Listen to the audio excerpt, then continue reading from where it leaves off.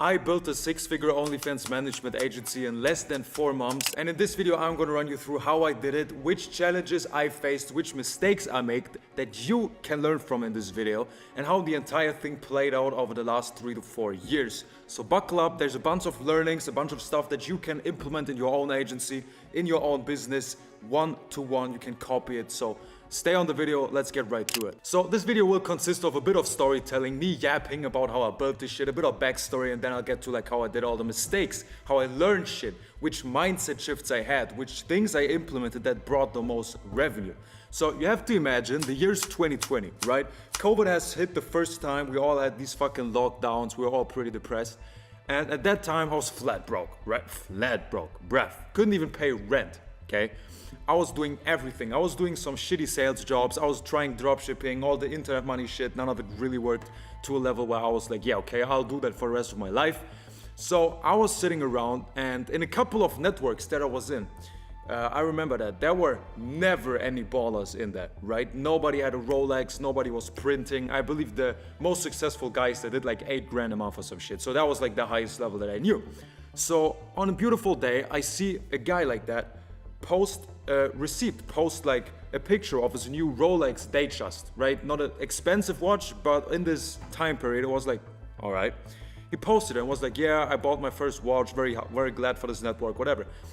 And I sat there, I was like, bitch, you have a fucking Rolex, I've never seen that, what the fuck do you do?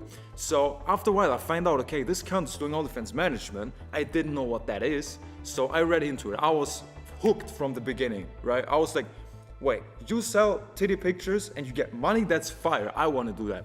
So I sat down, did a business plan with my partner, right? We just started working. First thing that you can learn, don't come up with fancy ideas and okay, I'm gonna do this and then we have to plan this. Nah, we just got to work, right? The first day when we talked, we were like, yo, let's do this shit. Okay, fine. Fuck, we need a creator. So we sat down, got a bunch of creators. Since back in 2020, the outreach game was a bit different. Nobody really knew the business, right? It was a bit easier. However, we nailed that. And we started posting on Reddit first. We're trying to figure that out, didn't work. Then we got into TikTok. And TikTok back in 2020, gentlemen, was a fucking goldmine. That shit worked like hell, right? Even like in 2024, late at night, I lay in my bed and I dream about how TikTok was back then. It was unbelievable. You post like one twerking video and you get like 2 million views. Fine. However, this shit worked, right? After a couple of weeks, we made a lot of subs, a lot of money, like I think a couple grand like this. I never had this before in business. So we sat down and we doubled down. We did the chatting ourselves and we started printing. Now here's the first mistake that I made. And that cost me probably 2 or 3 months of fixing this shit in the aftermath.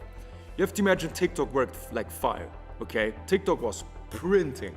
Now, what do? We didn't search for another traffic source. We didn't try to expand, try to find different ways to make subs. Because, okay, we have one working traffic source, but of course we need another one. What if TikTok gets like patched or the meta changes, you know?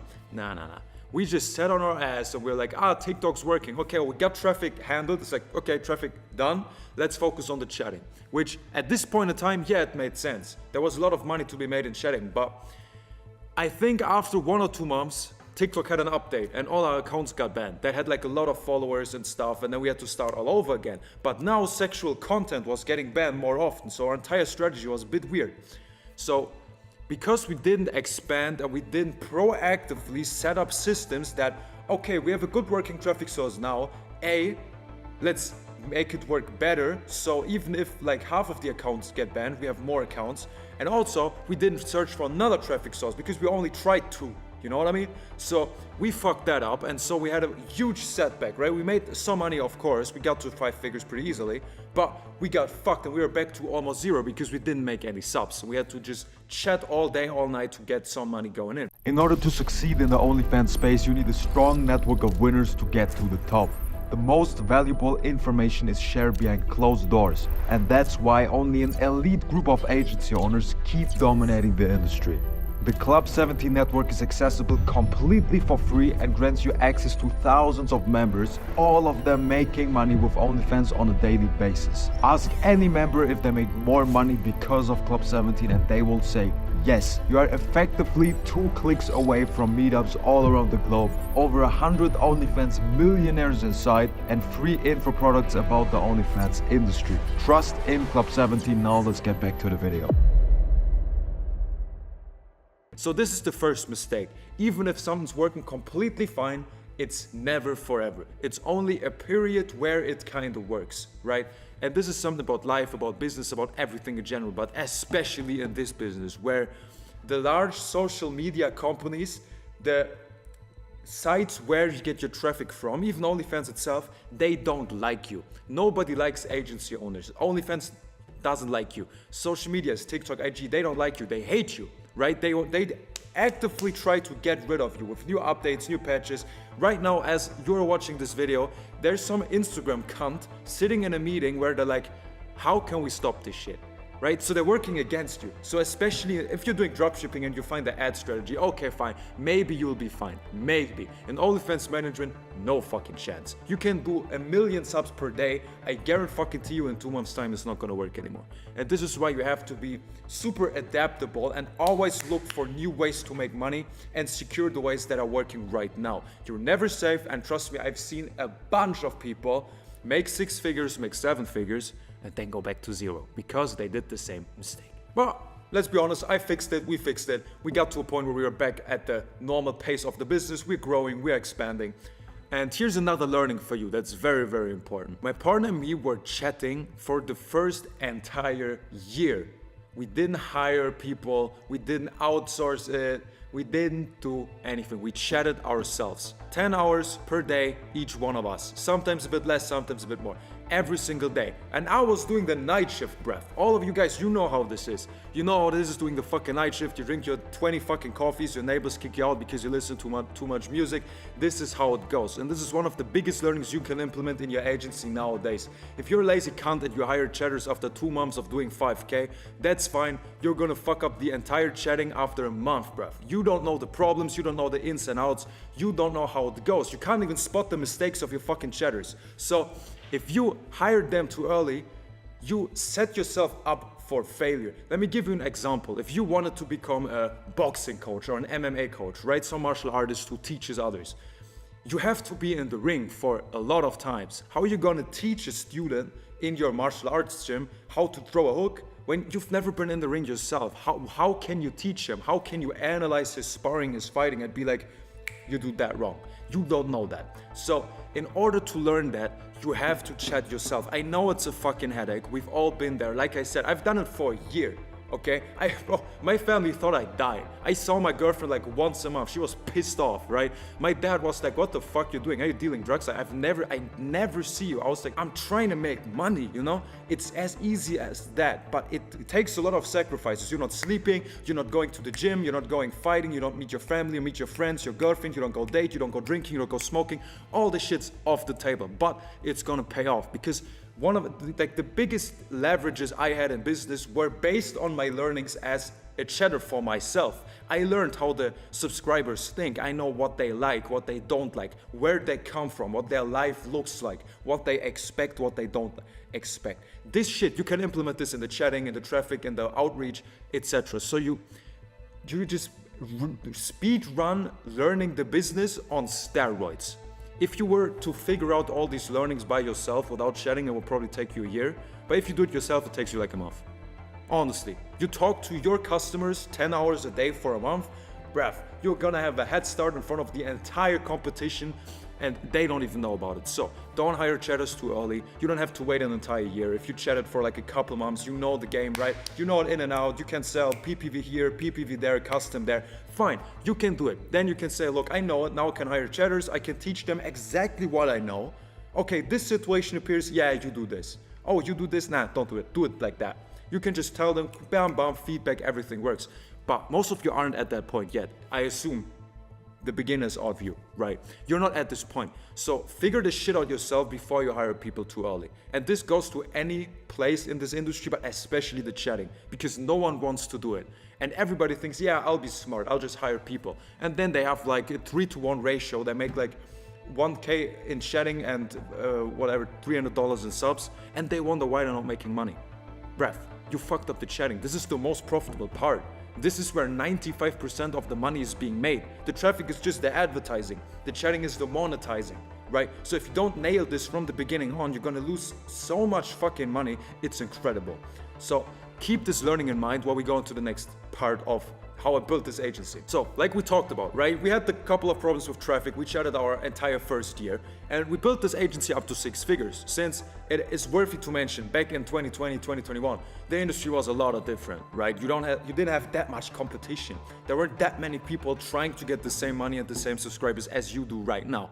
So we built the agency up by constantly scaling the traffic, constantly nailing the chatting. I can tell you, back then, our chatting was far off perfect. Like from the standpoint of 2024, this was nothing.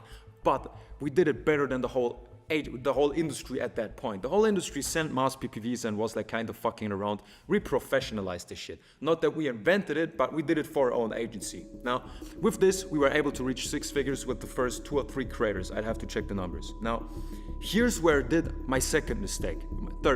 My bad. My third mistake. I got shiny object syndrome, which a lot of you probably have right now, but you just don't know. As most of you know, I'll give you the definition. Shiny object syndrome basically is that you constantly search and hunt for new methods. Like, oh, this traffic method looks nice. Let me try, but this looks also, but I can also hire people. You're not focused. You have no tunnel vision. You just jump around from traffic source to traffic source, just searching for the best one. A lot of people in business actually do this, and it's very hurtful because, and let me tell you this, what I did back then was we were trying new traffic methods because I opened the Pandora's box, you know, I was like, okay, we got TikTok to work, we got Reddit to work, we got Twitter to work, what's next? You know, and now, to me, I feel like everything works. So as many traffic sources as we have, as much money we're gonna make. Which part of it is still true, I have to say that. But it doesn't work like that, sadly. On paper it makes sense, but it doesn't work like that. Because you have to see it. Bruce Lee, I feel like, or Jackie Chan, one of those 2 fucks, said that. Don't fear the man who knows 1,000 punches, fear the man who trained 1 punch 1,000 times. Right? Which is a cool saying, yeah, it's cool. Like some student chicks have it on their wall in their apartment, whatever. You have to understand the basis of it. If you wanna get more traffic, right? You have shiny object syndrome, you start 1 traffic source per week, you're never gonna figure it out. It's impossible. What you wanna do is start 2 traffic sources, for example, if you're a beginner, right? Or if you're kind of advanced, have 3, whatever. You have Instagram Reels, Reddit, and Twitter, and this is your holy 3 traffic sources. You're not gonna stop until you get every single one of them to work. Until you're not making 100 subs with each of them per day, you're not stopping. You're not trying another one. You're not saying, fuck this now. It takes time to learn, especially in 2024. Bro, back then it was far easier. So if I did the mistake back then, that's one thing. If you do it today, it's 100 times worse because there's much more competition, much more guidelines, etc. that you have to follow. So if you start IG Reels now and after a month you're not getting results, yeah, guess what? Everybody's trying. Of course, you need to try harder, learn it better. Okay, how can I optimize this? What is there to learn? Short form marketing, funneling, how to build a brand identity, perceived value, all the shit that I talk about on my channel. Watch every single of these videos. That's gonna make it easier, trust me. But don't get shiny object syndrome and try too many things at once. It's not like that. I can tell you the most valuable thing I've learned in the almost 4 years I've done OnlyFans management is that the most successful guys don't do anything fancy. They do the basics, right? The most successful agencies I speak to, they don't have some fucked up traffic source, right? They don't have like chess.com or some weird website where they just magically print subs. No. They doing, I spoke to an 8-figure agency recently. You know what they do? They do Instagram Reels and Twitter. But they do it so much better, right? You don't have to have all this fancy stuff. You have to do the basics that everyone does better than everyone does. That's how it is. It's the same in fighting. If you ever done some sparring or fighting yourself, you know that most of the knockouts, they're not by some fancy ass 10-punch combination. No, it's just a left hook or like jab punch. It's basic as that because you just throw the left hook faster and harder than your opponent and you're better at it. So try to nail the basics to a level of complete and utter professionalism until you make millions of dollars, and then you can try the fancy stuff.